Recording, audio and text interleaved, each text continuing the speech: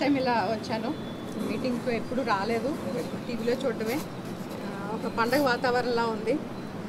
ఆడవాళ్ళకి ఇంత ఎవరు ఇబ్బంది పడకుండా, ఆడవాళ్ళ ముఖ్యంగా ఇబ్బంది పడకుండా ఉండి ఇక్కడ దాకా ఎంత ఆనందంగా వచ్చారో, ఇంటికి కూడా అంతే ఆనందంగా వెళ్ళాలని పవన్ కళ్యాణ్ గారు అన్ని ఏర్పాట్లు చూసుకోమని అందరి కమిటీలకి వేశారు.